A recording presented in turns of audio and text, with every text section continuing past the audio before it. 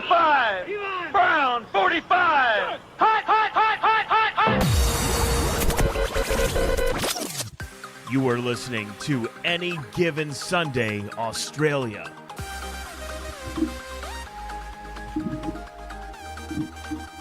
Yes, hello and welcome to the Any Given Sunday Australia podcast. The number one podcast in at least 3 households, 1 studio, American Football Australia head office, NFL Australia head office, ABC studios, ESPN studios, Budgie Smugglers, everywhere. Pro Kick, and now currently still in Port Douglas, where I am hosting on a very, very mock little studio that we've got going on here. A handheld mic, headphones in, we're prime, we're ready to go.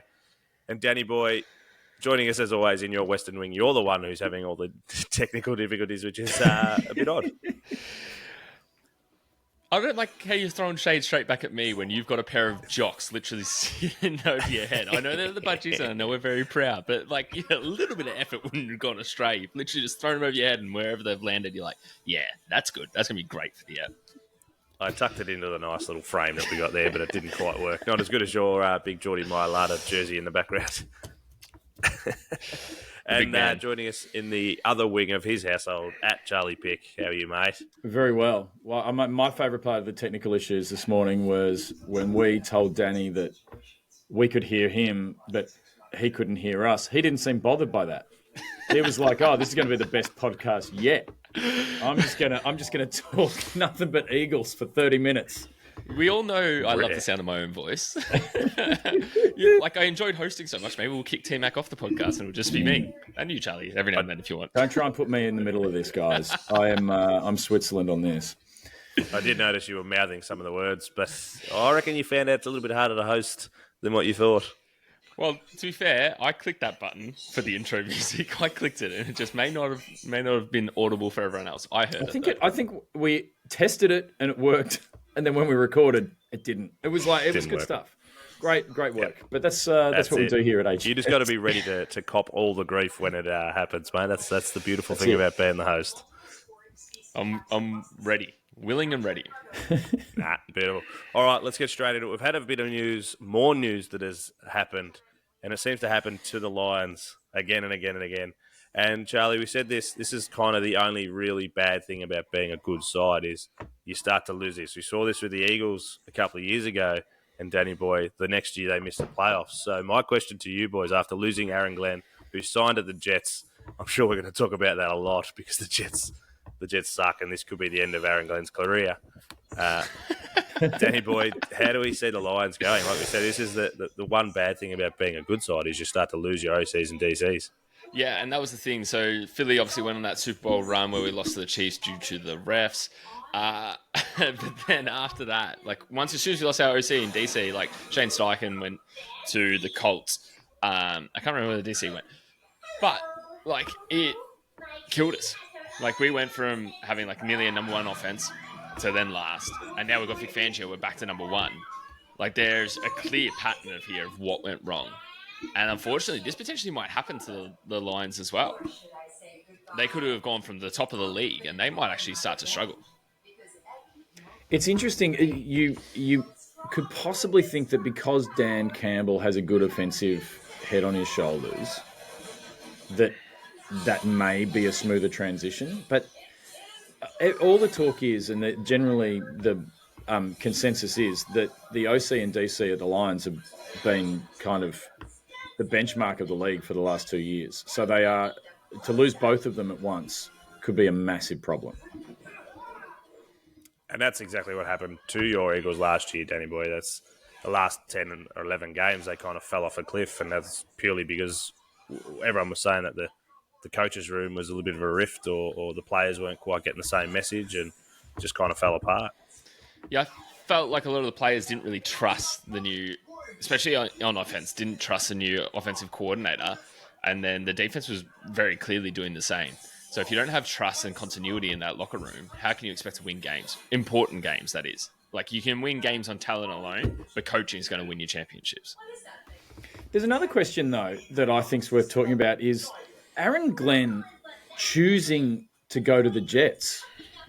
Surely they were not the only suitor. Surely a lot of people wanted Aaron Glenn. to be their head coach, given that there are a lot of seats open currently. He chose to go to the Jets. And I remember a few years ago, I listened to this great interview with Kyle Shanahan.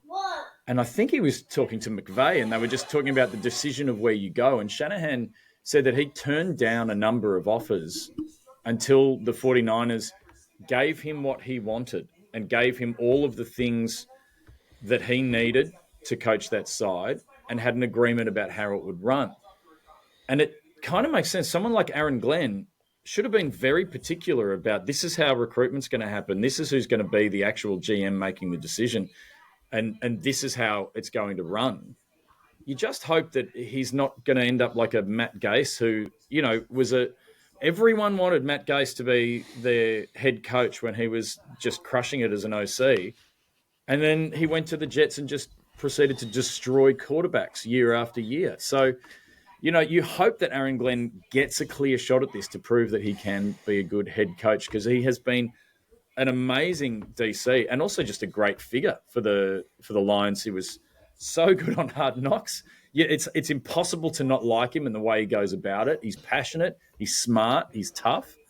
You just hope that he doesn't, catch a terminal case of Jets.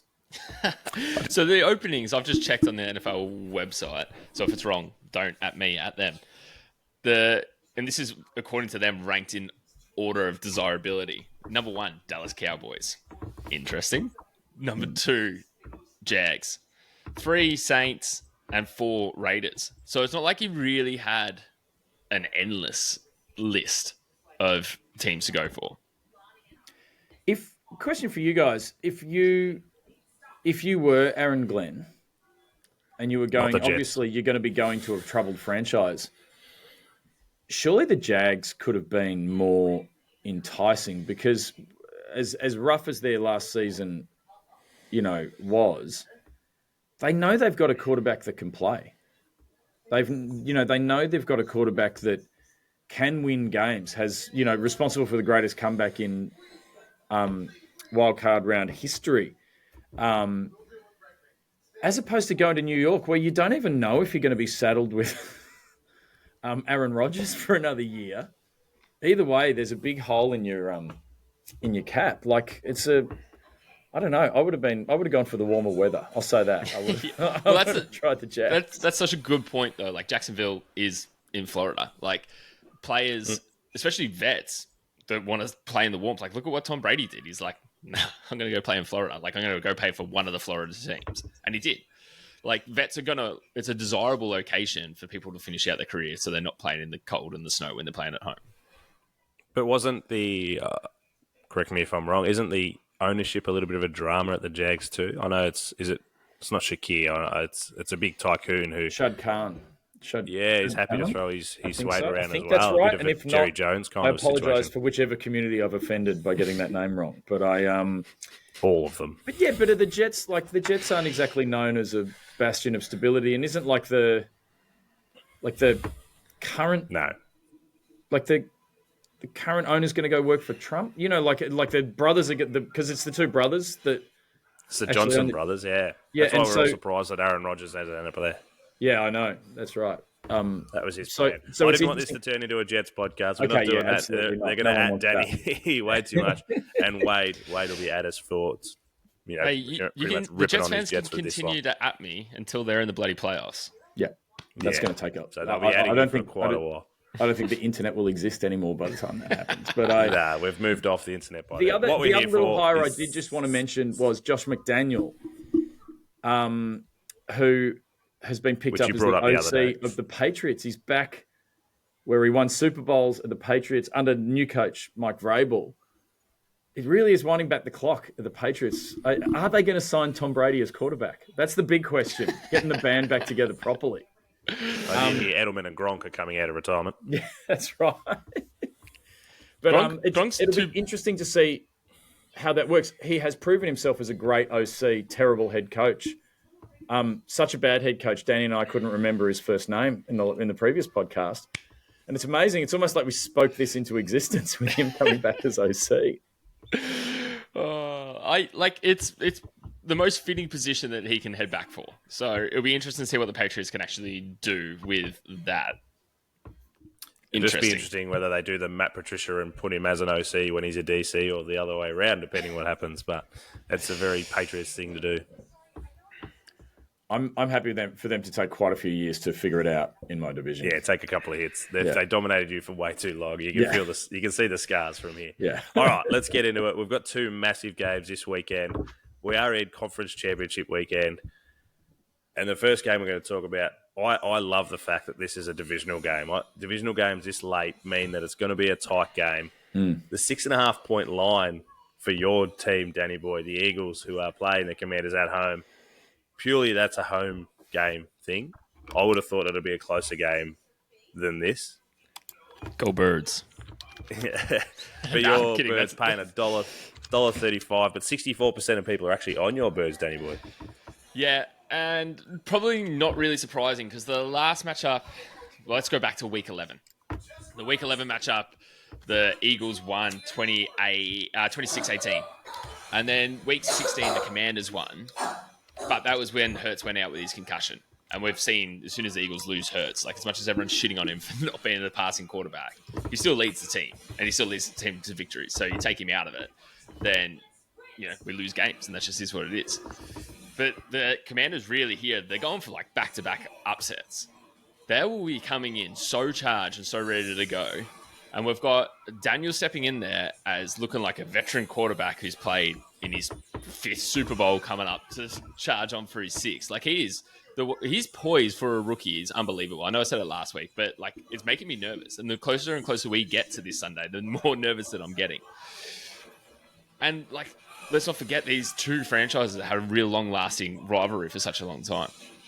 One thing that is absolutely messed up to me, which is like mind-blowing, Barkley's rushing line is 130 yards. He's over under. Highest of all time. Wow. Highest of all time. Yes, he put up 205 yards last week, but that was against the Rams. In the 2 games that he played against the Commanders, he had over 130 rushing yards. I get it. I get where the bookies are coming from, but excuse my French, that's fucked. Nah, you called this the other day. I listened up here. I couldn't get on the podcast, but I went for a jog and I listened to you boys. And Danny, you called it. You said that Hurts is a little bit hurt, so we're going to feed Barkley. Hurts is hurty. He's very hurting at the moment, and they're going to feed Barkley. So this 130 is probably 60 odd too short. Against a Commanders team that struggle against the run. Yeah, they do struggle against the run, but they're not giving up like 150, 175. He'll get the 130. I'm going to back it, and I'll probably back it up to 200 again. Yeah, they are giving away, on average this season, 132 yards per game. So the bookies read it. The Washington Commanders' rush defense is almost exactly what the line is for Saquon Barkley. And that rush defense... you're a punter, mate. You smash that line. You smash that over. But they're ranked the 25th rush defense in the league as of January. So that will be one of the stories of the day, definitely. If they can shore up the rush defense, right? If they hear me out on this, if they can shore up the rush defense, and Hurts is hurting and he's got a sore knee and can't also rush himself. So if they for whatever reason lock up Barkley, Hurts is going to need to significantly improve his passing game. Like he's only passed over 180 yards once in 7 games, and then he got sacked 7 times last week. And right after I gave the O-line the biggest rap, he goes and gets himself sacked 7 times. The weather, though, for this time is actually going to be a little bit better. Like, it's 4 degrees with light snow. So, depending on what part of the day, I think it's a top of 4, low of -4. So, it's going to be a little bit better than last week. So, he might actually be able to get some passes. But he needs to get that connection back with AJ Brown. They need to sort their stuff out. AJ Brown needs to put the book down. Put the book down, bro, and start catching some balls. He got the most targets last week. He had 7 targets, but still only 1 catch for 14 yards. That ain't enough. That ain't enough from AJ Brown. That's very different to every time that the Eagles have looked terrifying and look like they're going to get the job done. It's because AJ Brown is a nightmare and he's just unstoppable. It's an incredibly difficult path, I think, for the Eagles to be as potent if it turns out that Hurts can't move. 100%. And then I'll tell you someone who can move, Jaden Daniels. He's been doing everything on his feet. So Philly's defense didn't get a pick against Stafford. Jaden Daniels didn't throw an interception, and then he also destroyed the Lions on his feet. Like, he's a genuine worry. We're getting Quintomino Bay back, though, which is always nice. Mitchell, he said he's good to go. But, yeah, I don't know. I'm nervous, boys. I'm nervous. And I think you should be. That's why the 6.5 point line is way too big in my book. So I think this is a field goal game either way. And probably smash the overs as well. Every game that Jaden Daniels seems to play, they seem to be putting on points. They put 45 against the Lions, who admittedly banged up on defense. Was it 18 or something you said? And I reckon 17 of the guys on IR were from defense. So, but it just looks so calm, like sitting on the sideline when they've got a field goal to win the game, and he looks like his heartbeat like he's like 40. Like, he's just so cool, calm, collected. Doesn't let much get to him. So, Danny boy, I'd be seriously worried about this young bloke. Well, and that's the other thing. In the Week 16 game, he threw 5 touchdowns on this defense, and this is this number 1 ranked defense. This was before we started resting players. He threw 5 touchdowns. And there was no one, like you said, that Hurts was out, but there was him versus the defense was, best versus best. Yeah, 100%. And if he's picked them apart once, like, he's going to have confidence going into this. 1, you've just come off beating the Lions, the number 1 seed. 2, the last time you played the Eagles, which was only like 4 weeks ago, you beat them. Like, he's a rookie. Like, he's going to channel all that energy. He's going to channel everything he possibly can to get this job done. And if it comes down to his legs, which really could be the difference on the day, like on paper, that could be the difference on the day. As far as like design runs and also his scrambles, there's actually not enough tape on him to know his tendencies, to really know he always goes this side, he always does this. He, as opposed to Hurts, even if Hurts can move, you actually know where he's going, in his design runs, or you've got a fair idea of what he's going to do when he gets out of the pocket. And I think that uncertainty, I think it's a massive edge for the Commanders. Yes, they would be an upset, but, if they get up early, if they get a couple of stops and a couple of quick scores, and all of a sudden Philly can't just hit the run game because they need time, I think it's going to be very, very hard for the Eagles. In saying all of that, in saying all of this and how nervous I am, I still think we're going to get the job done. And that's why I'm wearing my Hurts jersey. For anyone who's just listening, got my Hurts jersey on in the all black, because I need to channel him something. Like, give me something, Hurts. Let's get this passing game back. Let's get AJ Brown back to doing what he's going to do. Dallas got it, the next Gronk. That's what I'm calling him, because that's what I want him to be. Like, let's get it done. Obviously, I'm still going to smash Barkley's rushing yards, but I'd like to see some more production through the air. I'm sick of hearing all this Birds talk. I think the one thing that Jaden Daniels has going for it, it's tough to be the only one out of us 3 that doesn't have a team in this weekend. Yeah. It's going to be a tough 2 games to sit here and listen. Well, it's going to be your team. They're your team now for whatever happens for the rest of the playoffs. They have to be your team, because you can't. Well, you can't get excited about the sides. I'm not here to bash either of you two, but I think the one thing that Jaden Daniels does have going for him is they say he's the next Lamar, and I feel like at the moment that's the closest that Lamar's going to get to be going into the playoff or into the Super Bowl is through Jaden Daniels, just living vicariously through him.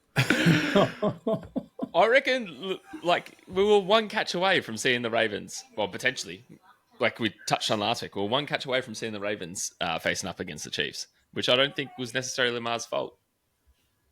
But you are right. He threw the ball. It's always the QB's fault. So, Danny boy, we obviously know who you are going for, but Charlie, who are you picking out of this game and why? I am against my better judgment. I think the Commanders are going to do it. I listened to them in the rooms afterwards for their post-game speech and how they were, and that is just a group of players that they have no fear. They have absolute belief. There is no doubt in their mind yet, and I'm not sure. I don't know what they don't know, do they? Yeah, that's right. And I'm not sure psychologically that the Eagles have the same confidence about what they're doing this year. The last game, that game against the Rams, should be keeping you up at night, Danny. I said from the top, I'm nervous. Like, listen to me ramble. Yeah. So I think the Commanders are going to do it. And I'll go even further. If the Bills are lucky enough to be in the Super Bowl, I'd almost be more worried about the Commanders than the Eagles. Ooh, that's the slap in the face that we need to hear. Danny boy, you've got me on your side, mate. I think you will win, but I do think it'll be under that line. So I think Eagles win, but the Commanders will cover, just purely because this is has to be your time. You missed out on it a couple of years ago, but the team that you've put together and the way that you've been playing, if you don't win this, then you're never going to bloody win it. 100%. Like, if we can't get past this Commanders team, which we realistically should have beat twice throughout the season, if we can't get through them now, like, throw in the towel. Like, it's almost blow up time. There's another little thing. Start like acting like all the rest of your Philly fan base. A little thought about if the Eagles don't make it and how hard it will be. It's actually a little bit similar, I think, to the Ravens, who a huge amount of their success and the reason they were terrifying and the reason they were there was because they had these devastating running backs. But how often do running backs have seasons like that 2 years in a row? If you look back statistically, it's such an uncommon thing to occur. Derrick Henry's season and Saquon Barkley's seasons, they could have good seasons, but not the level of production they've had this year. And I think that is a massive concern as well. You only need one or two changes, offensive line or something like that, and it just throws it out a little bit. And, he doesn't hit as many holes as what he has this year. And, yeah, but also in the same boat, you bring it down to the game. We say it week after week. If you can stop Derrick Henry, you go a long way beating the Ravens. If they can find out a way to keep Barkley under, 205 yards, there's a chance that they can win the game. You have to keep Henry under 90 and Saquon under 200. That's the keys to victory. That's the key, yeah. 204, they lose. 206, they win. So see what happens. But I think it's going to be an absolute ripping game, and I do love the fact that it is a divisional game this late in the season. Like I said, it guarantees this 6.5 line is way too big. It just guarantees a nice tight game, which is good. So good luck to you, Danny boy. Where are we watching it? Where are you watching it? Are we at work that day, so it's going to be. We're at work.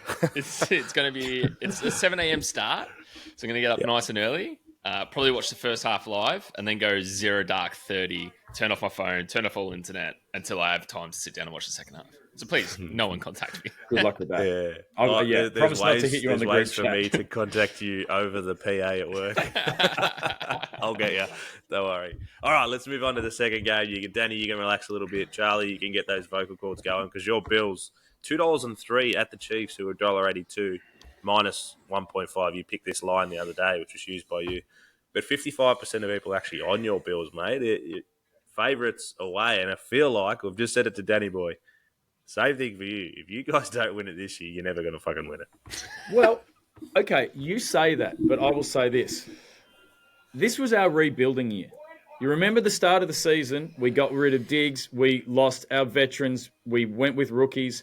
And we have $70 million in dead cap for the year. Like we've got the most dead cap of anyone that made it to the divisionals, right? So Bills fans, is that a stat admittedly, we will be suicidal if we don't beat the Chiefs. But I don't think it is, the last chance and we'll never do it again.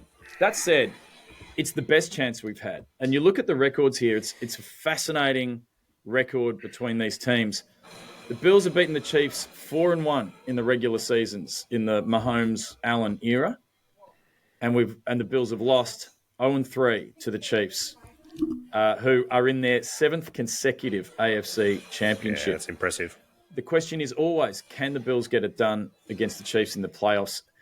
And the big question here is, and it's really interesting, in the past, Josh Allen has played near perfect games against the Chiefs in the playoffs, not made any mistakes, played at a superhuman level, and the defense has let him down. And coming into the game again this year, the questions remain over our defense. They actually did a great job against the Ravens, I thought. They managed to really take away the run game enough from the Ravens to win that.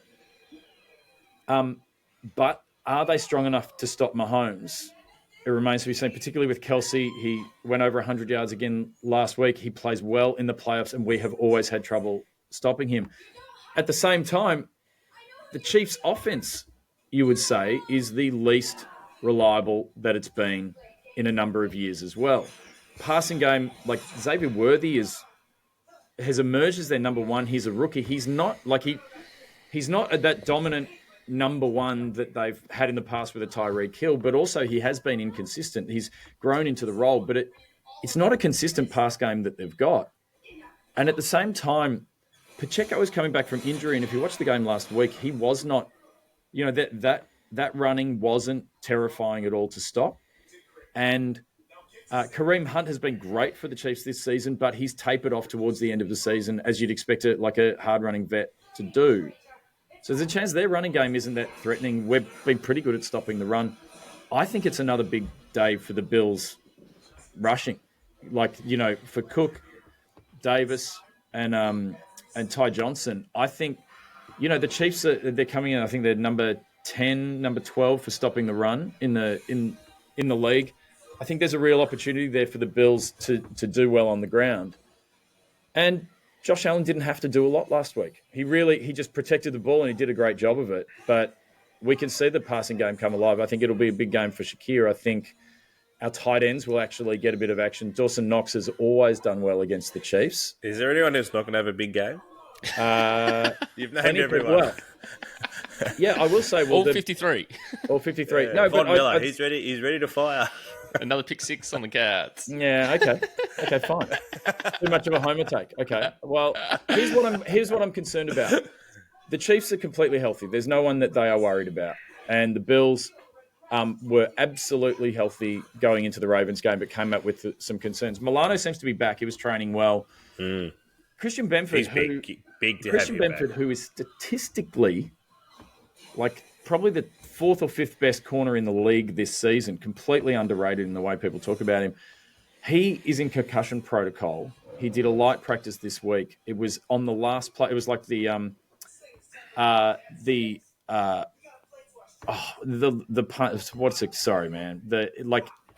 it was the last play of the special teams play at the end of the game, like the onside kick at the end of the game, and he got hit in the ear, and ended up with a concussion. So he's questionable. Taylor Rapp has not trained, still injured.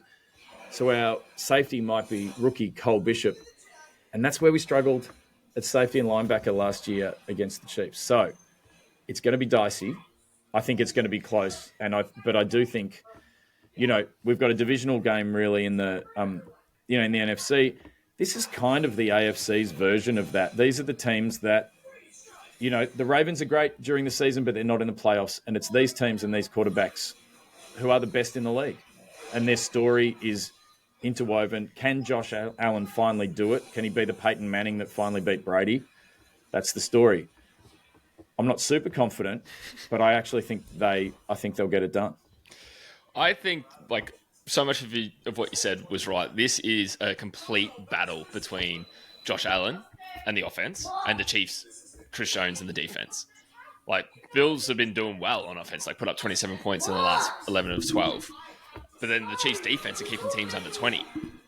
And then the Chiefs have this winning formula, which is wild. But the winning formula where as long as they keep it close enough, you just put 15 in at the end of the game and he'll do the rest and somehow come up with a victory. It's just what he does.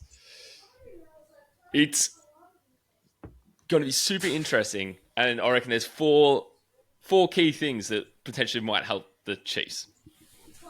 First, playoff Kelsey is something else, and we saw that last week.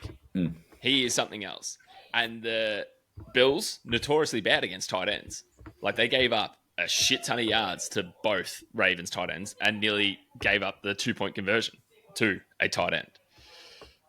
Another thing, Kansas City are 11 in a row at Arrowhead. And they've got a perfect record, playoff record, when Big T Swizzle, Taylor Swift's in the building. And she's going to be there. She's going to be there. So they've got a perfect record. You're going up against a perfect record. And like you said, in the playoffs, you're 0-3 against the Chiefs. And then the last big one, which we didn't mention last week, and we got copped heat for it, but the refs. The refs are going to be on Mahomes' side. Mahomes does get these calls. And I don't think that's going to change. So the interesting thing about the refs' point, and there's two things, and I'm going to say something that I'm going to make Bills fans angry with this. You look at all the stats, and the penalty calls go well in the Chiefs' favour in the playoffs. The Chiefs also don't turn the ball over in the playoffs. The Chiefs also win in the playoffs. Could it be they are just the best coached side that doesn't make mistakes like that in the playoffs? Like, could it be they actually just tighten up, take care of the ball, don't make dumb mistakes, and they don't beat themselves the way the Patriots used to, the way, well, the Bills did last week against the Ravens, arguably a better side on paper, but they gave away one penalty for the whole game that was bogus, and they didn't turn the ball over, and that's the recipe. I do think, and Mahomes admitted this week that he plays for penalties, which I find offensive, but it's deeply un-Australian of him. But, you know, I think that the penalties, they're good at playing playoff football and not making those mistakes. But I also think there's been such a conversation about how egregious the roughing the passer penalties were last week with Mahomes. Some of the penalties called in the Texans games were so bad. I think it's impossible for the refs not to know going into this that they have to make good calls. I think it's going to be in the back of the refs' mind. On there, yeah, absolutely. They'll have the pressure put on them as well. And you've made some great points, both of you. But I think the biggest thing that came out of this game is, one, for the Bills to get the W. You can't let 15 have the ball last. You need to be able to hold the ball, kneel it out, because Danny, you said it. If he comes on, he's going to find a way to win. He's going to get the ball to 87. Do you think a Bills fan needs to hear that? Like, do you think after 13 seconds that I need to hear that? 12 seconds. What are you talking 12 seconds about? or less. 12 seconds or less. But if you look at what I will say is their game earlier this season, where the Bills were, yes, the only team to beat for the season, beat them by 2 scores because they went for it. They didn't play conservative. And Mahomes had the ball, but he couldn't do it. There wasn't the Bills went and took the victory. And that's actually what I think is different about this Bills team, is I don't think they're going to tighten up. I think they will. I think they'll be confident enough to go for it and get ahead further. Well, that's like they beat that winning formula of keeping the game close because they got out by 2 scores. Once you're out by 2 scores, that's the only way you can shut down Patrick Mahomes. Let's be real. Like, he is the greatest quarterback of this current generation at winning. That's what he's the best at, and he does it. And he's continued to do it. He's gone for a 3-peat. It's never happened. You know? So if you can get 2 scores ahead at minimum, then have a chance. But you need to get that 2 scores ahead against this defense. Yeah. And the risk of sounding like an old Grizzly coach, it's all about the line of scrimmage. You've got an amazing D-line on the Chiefs, and I think the best O-line in the league with the Bills. And I think that's where it's going to happen. Can you correct me or confirm this? I saw a stat today. Did Josh Allen only get sacked once this whole season? Yes, that's absolutely correct. Wow. 1 sack for the season. So he was the least sacked quarterback, least turnovers for the season. It's a completely different story. And I say that, and as soon as that comes out of my mouth, I feel like we're going to lose. Perfect. All right, let's wrap this up. You mentioned, I think my final word. I'll come in with the final word. Jaden Daniels did something nearly in 1 quarter that Patrick Mahomes hasn't done all year, which was 28 points in 1 quarter. I think 29 points for the Chief is their best for the year. So if you can go out and score 30, you get the job done. I think you've just got to go out there and outscore them. Danny boy, who is going to win this game? Sorry, Charlie. Going out there and outscore. Now that I said that, you just got to go out there and outscore them. Of course, that's what you got to do. It's a fucking game of ball. Daddy, who's going to win? I reckon we're going to potentially get a 2022, was it 2023 rematch in the Super Bowl of the Eagles against the Chiefs. So the Chiefs are going to have to get this job done. Ooh. I just had a look on Sportsbet. You can get the Chiefs $2.88 to win the Super Bowl. So if you put $100 on the Chiefs at $2.88 to win the Super Bowl, you are going to lose $100 because the Bills will get the job done this weekend. You guys will get. You have to you have to win, and I think this is the year for you guys to do it. So on my picks, we have an AGS Super Bowl, which will be huge. I'm personally looking forward to the Bills Commanders Super Bowl just to shit Danny, to be completely honest. I do think the Bills will get it done this year. And I think they're different to how they've been before. And I think they are a different team to the one that got beaten in the playoffs by the Chiefs 3 fucking times before. Perfect. All right, boys. I've got a beautiful breakfast. I can see it. It's across the pool over there, ready to go. So I'm going to wrap this up. Good luck to both of you boys. I truly do hope for an AGS Super Bowl because that will be special, and then we can have something to really celebrate. So, Danny boy, you're first up, 7 a.m., 10:30 for you, Charlie. Is that right? Yeah. 10:30 Monday morning. So make sure that we'll make sure that there's no fires or anything, Danny boy. We are good to go to watch it. Yeah. Anyone thinking of good luck starting to a you fire both. on Monday? Can you just Don't not? do it. Yeah, just don't. Don't do it. We'll see you both, boys, next week. Hopefully, big smiles on your faces, ready to go into a Super Bowl in 2 weeks' time. Go Bills. Go Birds.